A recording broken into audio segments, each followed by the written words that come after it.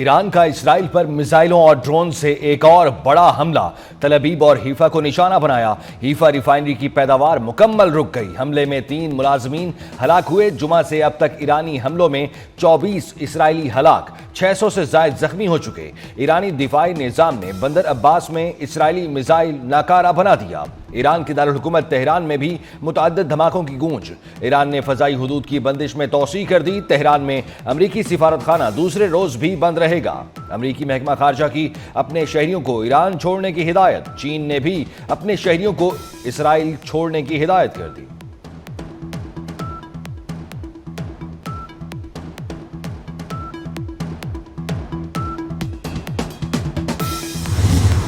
امریکی صدر Donald Trump کی ایرانی شہریوں کو تہران خالی کرنے کی وارننگ۔ سوشل میڈیا پر پیغام میں کہا، ایران کسی صورت جوہری ہتھیار نہیں رکھ سکتا۔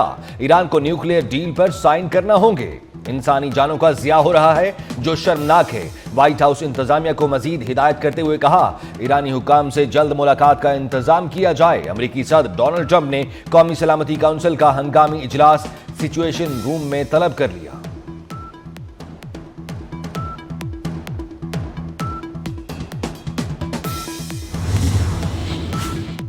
G7 ممالک کی منافقت کھل کر سامنے آ گئی۔ ہزاروں فلسطینیوں کے قاتل اور ایران پر غیر قانونی جارحیت کرنے والے اسرائیل کی حمایت کر دی۔ مشترکہ اعلامیے کے مطابق ایران جوہری ہتھیار حاصل نہیں کر سکتا۔ اسرائیل کو اپنے دفاع کا حق حاصل ہے۔ ایران کو عدم استحکام کا سبب بھی قرار دے دیا۔ مشرق وسطیٰ میں وسیع پیمانے پر کشیدگی میں کمی اور غزہ میں جنگ بندی پر زور۔ IAEA بورڈ آف گورنرز کے 11 ارکان کی ایران کے جوہری تنصیبات پر اسرائیلی حملے کی مذمت۔ انٹرنیشنل اٹامک ایجنسی کے بورڈ آف گورنرز کے 11 رکن ممالک نے ایک مشترکہ بیان جاری کر دیا۔ IAEA کا ایمرجنسی اجلاس روس کی درخواست پر طلب کیا گیا تھا۔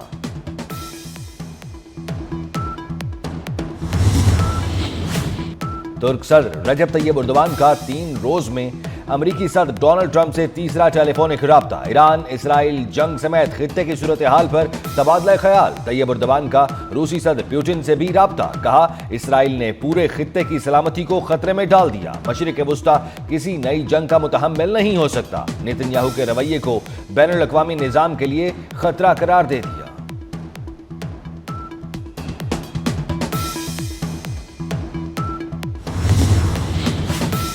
اسرائیل کا تہران میں سرکاری ٹی وی چینل کی عمارت پر حملہ، متعدد ملازمین شہید۔ خبر پڑھتے ہوئے ملبہ خاتون اینکر پر بھی گرا۔ 5 منٹ بعد بہادر اینکر سحر دوبارہ سکرین پر آ گئی۔ ایرانی ٹی وی چینل کی اسرائیلی ٹی وی چینلز کو وارننگ۔ عبرانی میں اسرائیلی ٹی وی چینلز خالی کرنے کا کہہ دیا۔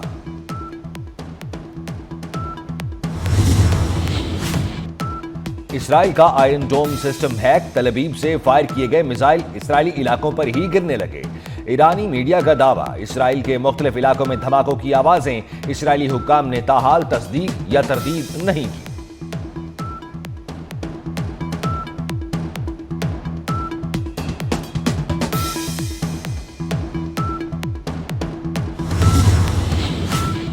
پاکستان سمیت 21 ممالک کے وزرائے خارجہ کی ایران پر اسرائیلی حملوں کی مذمت۔ اسرائیلی جارحیت کو UN چارٹر اور عالمی قوانین کی کھلی خلاف ورزی قرار دے دیا۔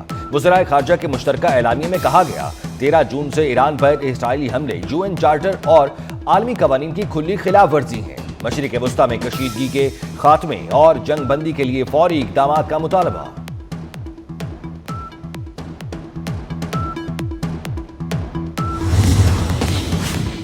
وزیر اعظم شہباز شریف کی ایران پر حالیہ اسرائیلی جارحیت کی شدید مذمت۔ وزیر اعظم سے ایرانی سفیر رضا امیر مقدم کی ملاقات۔ شہباز شریف کا ایران اور اس کے عوام سے یکجہتی کا اظہار۔ کہا، پاکستان نے اقوام متحدہ کی سلامتی کونسل میں ایران کی حمایت کی۔ اسرائیلی حملے اقوام متحدہ چارٹر اور بین الاقوامی قوانین کی مکمل خلاف ورزی ہیں۔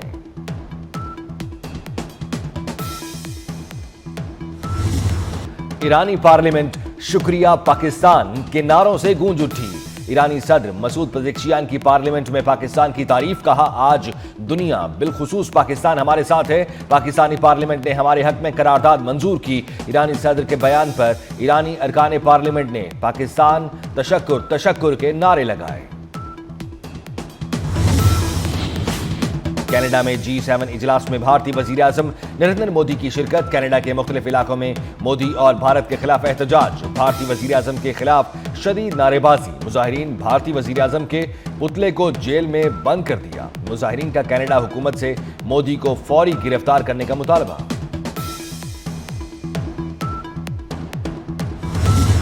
فیلڈ مارشل سید عاصم منیر کا امریکہ کا سرکاری دورہ۔ فیلڈ مارشل کی واشنگٹن میں اوورسیز پاکستانیوں سے ملاقات۔ فیلڈ مارشل کا اوورسیز پاکستانیوں نے گرم جوشی سے استقبال کیا۔ اوورسیز پاکستانیوں کی بڑی تعداد نے آرمی چیف سے ملاقات کی۔ اوورسیز پاکستانیوں نے افواج پاکستان کی کارکردگی کو خراج تحسین پیش کیا۔ مارکہ حق اور آپریشن بنیانم مرصوص میں بہادری اور پیشہ ورانہ مہارت پر اظہار فخر۔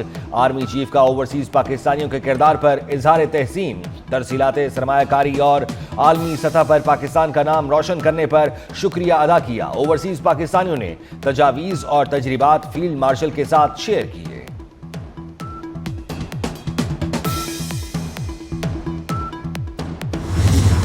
بلوچستان کا بجٹ آج پیش کیا جائے گا۔ صوبائی وزیر خزانہ شعیب نوشروانی بجٹ پیش کریں گے۔ بجٹ کا مجموعی حجم 1000 ارب روپے سے زائد ہونے کا امکان۔ آئندہ مالی سال کا بجٹ بھی سرپلس ہوگا۔ پاکستان امریکہ کے ساتھ شراکت داری کو وسعت دینے کا خواہاں ہے۔ ہماری ایکسپورٹ انڈسٹری بہتری کی جانب گامزن ہے۔ وفاقی وزیر خزانہ محمد اورنگزیب کا اسلام آباد میں تقریب سے خطاب۔ US ٹیرف پر امریکہ سے بات ہوئی ہے۔ ہماری ایکسپورٹس انڈسٹریز آگے بڑھیں گی۔ وفاقی بجٹ میں پینشن کے اخراجات ترقیاتی بجٹ سے زیادہ ہیں۔ مہنگائی کے تناسب سے پینشن بڑھائی۔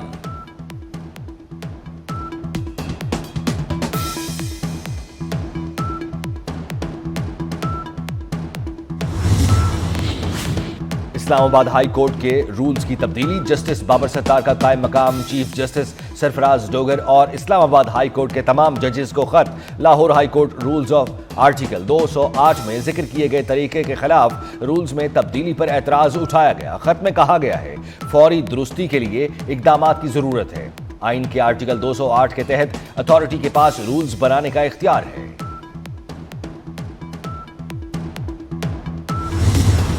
ملک کے چند مقامات پر گرج چمک کے ساتھ بارش کی پیش گوئی۔ محکمہ موسمیات کے مطابق آئندہ 24 گھنٹے کے دوران کشمیر، گلگت بلتستان، شمال مشرقی اور جنوب پنجاب، خیبر پختونخوا میں بادل برسنے کی نوید۔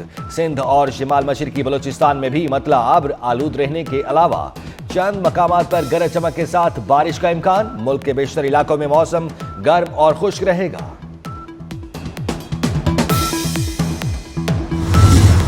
FIH nations cup hockey tournament میں پاکستان نے سخت مقابلے کے بعد جاپان کو شکست دے دی۔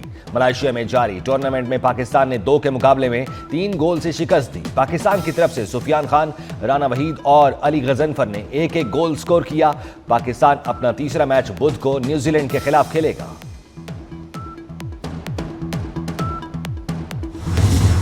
اور ہر دل عزیز طارق عزیز کو بچھڑے 5 برس بیت گئے۔ طارق عزیز نے پاکستان ٹیلی ویژن پر نشر ہونے والے معلوماتی پروگرام نیلام گھر سے ملک گیر شہرت حاصل کی۔ طارق عزیز نے پروگراموں کی میزبانی کے علاوہ ریڈیو، ٹیلی ویژن اور فلم نگری میں اداکاری کے جوہر بھی دکھائے۔